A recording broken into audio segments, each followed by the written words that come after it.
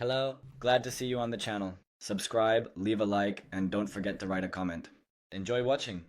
I hadn't heard from my mother in over a year when the invitation showed up, tucked into a gold-lined envelope like it was a damn wedding or a charity gala for bored housewives. It didn't say much, just please join me to celebrate my 65th birthday in tight cursive with the date, the time, and that same address I used to call home, even though it never really felt like one. No love, Mom. No hope to see you. Just a wax seal and the cold formality of a woman who liked to pretend she was queen of a castle built on guilt. I stared at that thing for a long time before I even opened it all the way. My first thought was that someone must have died, and she just couldn't bear to say it over the phone. But nope. It was exactly what it looked like, an invitation to a party I wasn't supposed to enjoy, just attend. Like a court summons. She always did know how to make a trap feel like a favor. The last time we spoke, she told me I was ungrateful, selfish, and that she didn't raise a quitter, whatever the hell that meant. What she did raise was a girl who grew up thinking love had to be earned with silence, obedience, and a thin waist. She wanted a doll, not a daughter. And when I stopped playing the role, she stopped playing mom. Now here she was, pretending the years of cutting remarks, backhanded compliments, and public humiliations never happened. I could almost hear her voice in that envelope, sharp, polite, and dipped in poison. Rachel, darling, how lovely of you to come. You look tired. I tossed the invitation on the kitchen counter and left it there for 2 days. Every time I passed it, my stomach twisted like it remembered things I had forced myself to forget, like the Christmas she made me eat in the garage because I showed up in jeans, or the time she told my fiancé at the time that I'd never really been maternal. 2 weeks after our miscarriage. That was just her way. Sweet words, knife under the table. If you flinched, you were dramatic. If you didn't, you were cold. Still, I kept circling it. There was something about that invitation, something just off enough to make my skin crawl. It was too nice. Too planned. My mother never planned anything unless there was something to gain. She wasn't inviting me to be kind. She was inviting me to prove a point. But what was it this time? My best guess? Money. It was always money. Ever since my father passed away 12 years ago, she'd dangled the idea of inheritance like it was a dog treat. She'd say things like, I hope you're being smart with your finances, while wearing diamonds from the safe I wasn't allowed to know the code to. She thought wealth made her important, and she thought withholding it made her powerful. What she didn't know, and what made me smirk just a little, was that her kingdom had a few cracks in the foundation. 5 years ago, after a temporary liquidity issue, she had asked me demanded, that I help her refinance the house. She was months from defaulting on the mortgage, and she didn't want certain people knowing that her finances weren't as pristine as her pearls. I was hesitant, of course. But I also knew that saying no would make me the villain. Again. So I agreed, but on one very specific condition. One she signed without really reading, because she never believed she could lose. That's what this was about. I felt it in my bones. She was going to publicly cut me out. One last performance for the family scrapbook. One final gotcha before she slipped into old age with the satisfaction of having the last word. But she didn't know. She didn't know what I held in my pocket.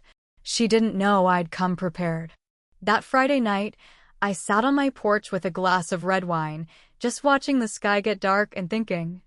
The invitation was still inside, perched on the mantel like it was waiting for an answer. I could ignore it. I could stay home, watch a rerun, and move on with my life. But something inside me, something tired of pretending to be the bigger person, stood up and said, let's go? Let's finish this. Because this wasn't just her birthday. It was the day she thought she'd win. And it was the day I decided to let her know quietly, legally, and with a smile, that the queen doesn't own the castle anymore. I put on the black dress she hated, the one she once called cheap-looking at a funeral.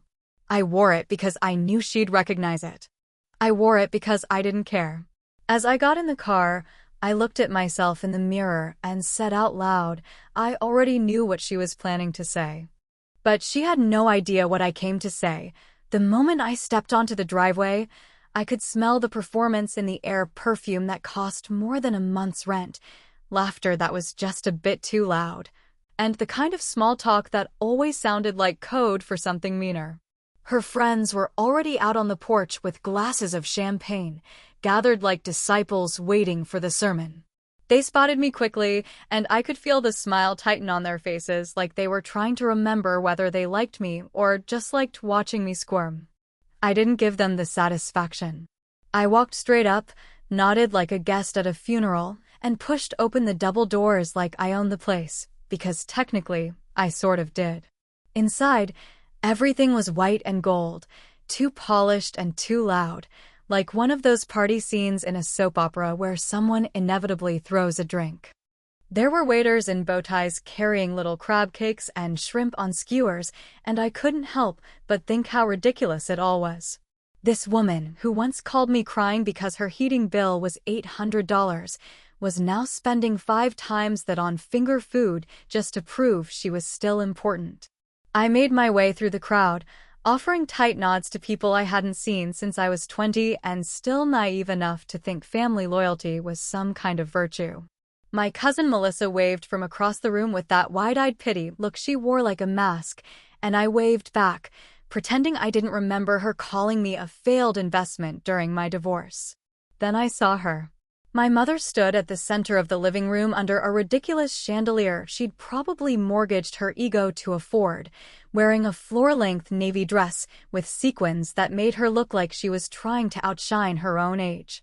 She had that smug tilt of the chin, the one she always used before she said something cruel with a smile. Her lipstick was too red, and her arms were too stiff around her wine glass like she was holding back something big. I knew that look. She was ready for her moment. And everyone else was just background noise. Rachel, she said, stretching out the syllables like I was some long-lost friend instead of the daughter she'd ghosted for over a year. You made it after all. I forced a smile that didn't reach my eyes. Wouldn't miss it for the world. She leaned in for one of those air kisses that feel more like a threat than a greeting, then turned quickly to the crowd and clinked her glass with the side of a fork, something only rich women or bad actresses do when they want all eyes on them. If I could have your attention, she said, raising her voice with that same tight control she used to scold me in grocery stores when I was a kid, I just want to say how grateful I am to be surrounded by so much love. Family is everything, don't you agree? A few nods, a few murmured agreements, and then her eyes slid to mine with that glint of cruelty I knew too well. And as I reflect on my 65th year, she paused, for effect, like we were all supposed to gasp at her youthful beauty or something. I've made some decisions about the future. Specifically, about my legacy. Here it came. I could almost hear the drumroll in her head. I've recently updated my will, she continued, smiling now, teeth too white and too sharp, to reflect the people in my life who have shown me true loyalty, support, and kindness. People around the room shifted, eyebrows raised, some probably wondering if this was going to turn into a check-writing ceremony. She let the tension build like she was auditioning for a soap opera villain, then turned toward me fully.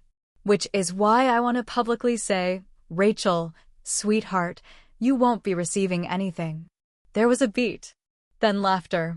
Hers, sharp and hollow and proud. A few of the more sycophantic cousins joined in, clearly confused but eager to play along. Someone even clapped, which made it worse. My face didn't change. I didn't blink. I just stood there, holding my glass of white wine like it was a poker chip, and I was waiting for someone to bet against me. She thought she'd broken me. Again. Like the time she told me at my wedding rehearsal that I still had time to change my mind, or the time she told my boss at a charity function that I was taking some time off to figure things out when I'd just been promoted. She loved a good takedown. She loved an audience. And she loved nothing more than thinking she had the final word. I tilted my head, smiled just slightly, and stepped forward through the fake laughter and sideways glances. I said, swirling the wine in my glass just enough to make her twitch. You were 56 at the time, which meant you had me when you were 28. Except, I was 39 when I did the math, so yeah, something wasn't adding up. A few confused looks. A beat of silence. Then I leaned in, lowered my voice just enough so only she could hear, and said, "You might want to check who actually owns the house you're standing in." Her face didn't move at first. Just a tiny twitch under her eye. And then she blinked, once, slow and deliberate, like her brain was searching for a file she hadn't opened in a long, long time. And just like that, the room wasn't hers anymore.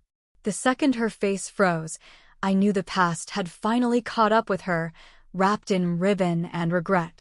It wasn't shock exactly, it was recognition. Like her mind had stumbled into a dark room she hadn't visited in years and found the lights already on. People were still watching us, though no one quite understood what had just been said. They only saw her smile falter, her hand tighten around the glass, and the very faintest twitch in her left cheek, the same one that always flared up when things didn't go her way. And I wasn't done. Not even close. You could say this started 5 years ago, but the truth is it started much earlier than that. Still, 5 years ago is when I finally got leverage.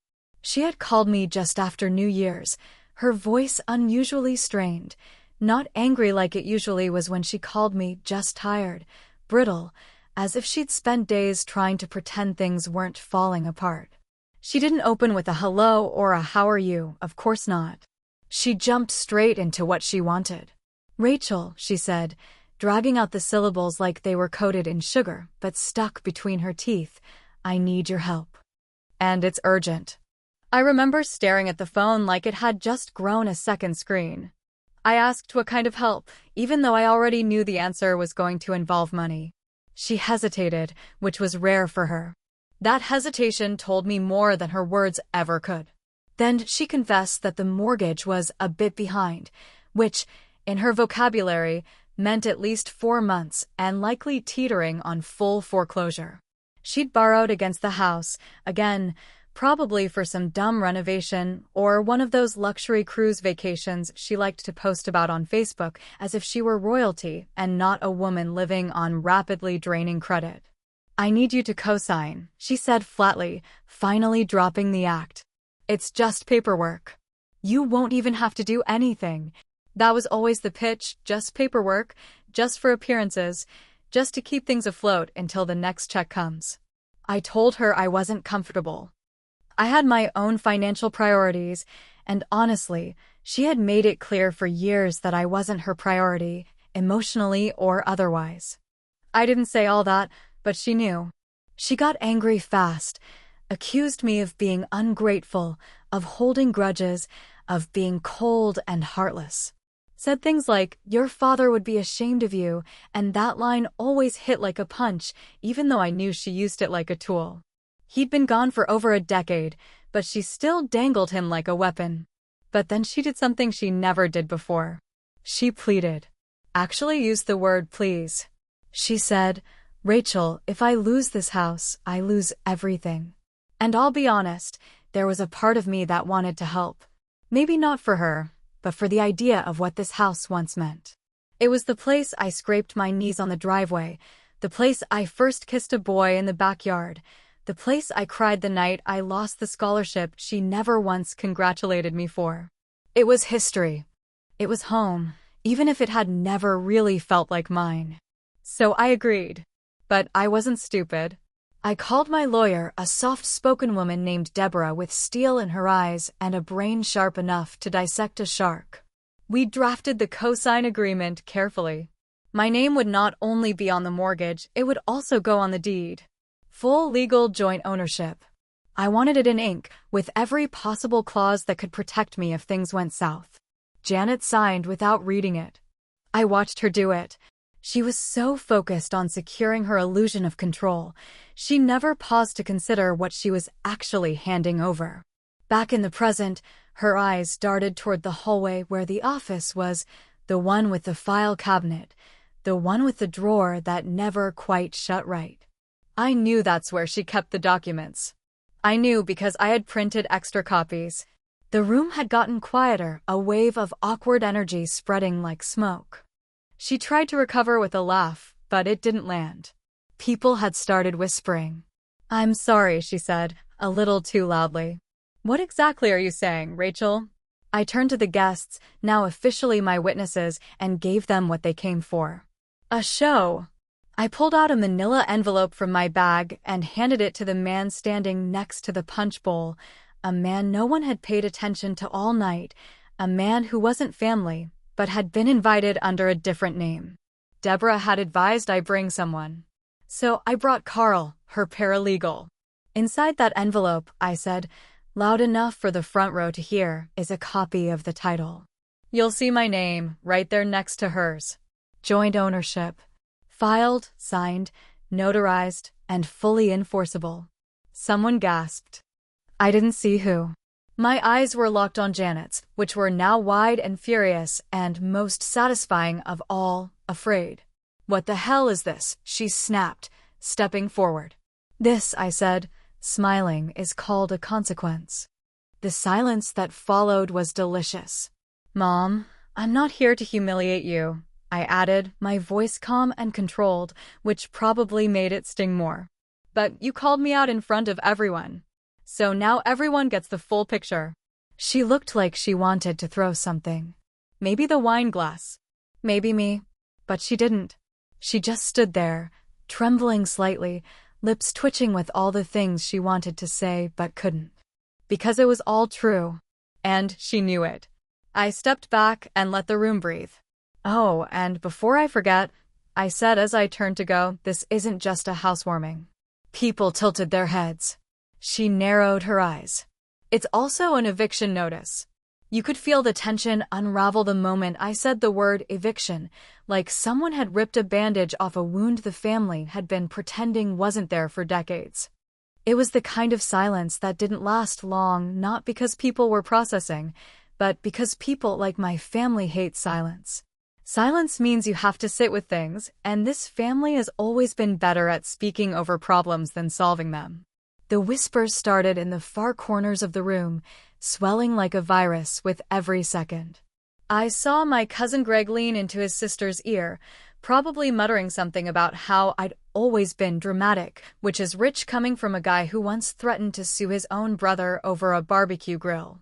Janet, still frozen by the fireplace like a villain at the end of a bad play, was staring at me, but it wasn't just shock now. No, what I saw in her eyes was calculation. She wasn't thinking about how this happened.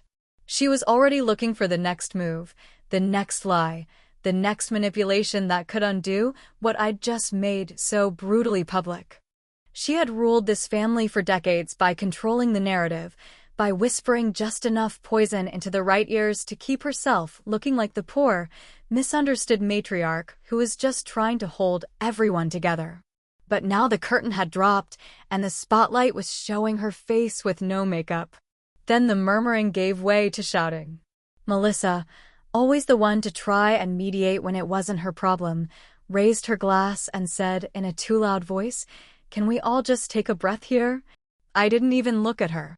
She'd thrown me under the bus more times than I could count, once literally, when she told Janet I'd been smoking in high school, which I hadn't. She just liked watching me squirm. Then Andrew spoke. My brother, the golden boy, Janet's pride and joy, the man who could do no wrong even when he did very, very wrong, cleared his throat in that forced way that made people turn to listen. He was always good at performing calm, reasonable authority. Maybe that's what being the favored child teaches you, to act like everything is manageable, even when your world is on fire. Rachel, he said, his voice careful like he was walking across a frozen lake, are you saying you own the house now? I turned slowly and looked at him, not with anger, not with hate, but with a kind of tired disbelief that only a lifetime of being ignored can cultivate. Andrew, I said, I'm saying she signed it over to me 5 years ago, when she thought no one would ever hold her to it. He blinked. Once. Twice. Then looked at Janet, who still hadn't moved. That was the moment I saw something crack between them, like a bridge that had finally taken on too much weight. She'd never told him, obviously. Of course she hadn't. She wanted to look strong, in control, like the kind of woman who didn't need help, especially from the daughter she resented. But now her son was looking at her like he'd just realized she was capable of lying to him, too. The room was fully divided now. Some cousins huddled by the wine table, pretending they weren't eavesdropping, while others whispered fiercely, throwing me glances like I'd pulled a gun instead of a legal document. Aunt Sharon, who'd been smirking since I walked in, looked downright gleeful now. I saw her mouth the word "finally" to herself, and I had to suppress a laugh. I didn't come here to destroy my mother. I didn't come here for some petty power play. I came because I was tired of being the villain in her story when I'd been the one holding the roof over her damn head. And now, standing there, I realized that none of them had ever really known what she was capable of because they only saw the show. I had lived backstage. I had seen the wires, the lies, the backhanded guilt dressed up as motherly concern. A memory hit me, hard and sudden, me at 13, sitting in my room after getting screamed at for something I hadn't done. I don't even remember what it was anymore. I just remember looking in the mirror, tears streaking my cheeks, and saying out loud, "You will never be enough for her, no matter what you do." That was the day I stopped trying to earn her love and started preparing to survive without it. Now I was done surviving. I was taking the damn wheel. I turned toward the hallway, already knowing this party was over for me, at least physically. The real damage had been done. I didn't need to scream, didn't need to throw a drink. I had paperwork, facts, and her signature in black ink. The rest was noise. But just before I stepped away, I leaned toward Aunt Sharon, who had sidled up beside me with a smile like she'd been waiting for this moment since the Clinton administration. "You'll want to be out by next Friday," I whispered, loud enough for only her to hear. She blinked, confused. "What?" I didn't look back as I walked out, but I added over my shoulder, "Utilities are in my name now." And with that, I left the party not with a smile, but with a stack of documents, a clear conscience, and the knowledge that sometimes the only funeral you need is the one where someone's power finally dies. It was 3 days after the party when she finally called, her voice stripped of its usual lacquered smugness, rawer than I'd ever heard it, like she had finally realized the world was no longer bending in her direction. I didn't answer the first time, or the second. I waited until the third ring on the fourth call, just long enough for her to wonder if I ever would. When I picked up, I didn't say hello. I just waited, and she did the same. 2 women tied together by blood and bruised history, sitting in silence on opposite ends of a call neither of us wanted to make. "I suppose you're proud of yourself," she finally said, with just enough venom to remind me she hadn't changed as much as her tone might have suggested. "No," I said calmly, "but I'm done pretending." She huffed through the line like she was blowing away the ash of whatever dignity she had left. I could hear her pacing.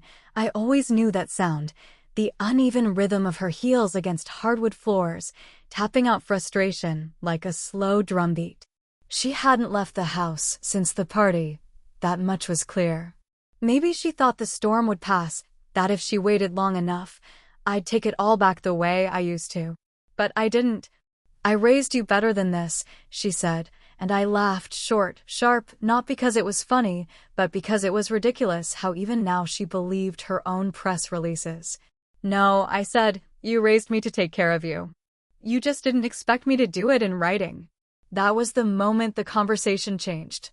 I could almost feel her shoulders slump across the line, like a queen forced to acknowledge the peasants were no longer afraid of her crown. She asked to meet, and for the first time in years, she said the word please like it wasn't just a formality. When I pulled into the driveway the next morning, it hit me how small the house looked, like the illusion of it had shrunk now that I knew it was mine. The shutters were crooked. The garden had gone wild. And somehow, that felt more honest than it ever had when it was manicured and polished and fake. I walked in without knocking, because I could, and found her sitting in the living room in a robe that looked like it hadn't seen a washing machine in weeks. The mighty had definitely fallen. "I can't leave," she said before I even took off my coat.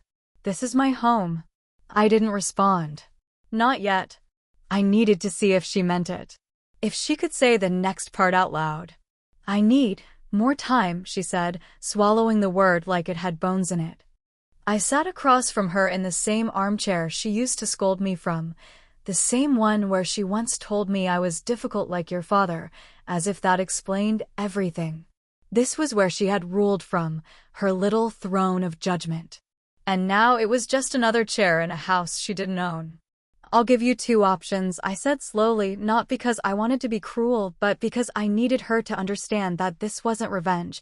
It was structure, something she never gave me but always demanded for herself. "You can stay and pay rent. Or you can leave." She looked like she wanted to scream, and for a moment I thought she might.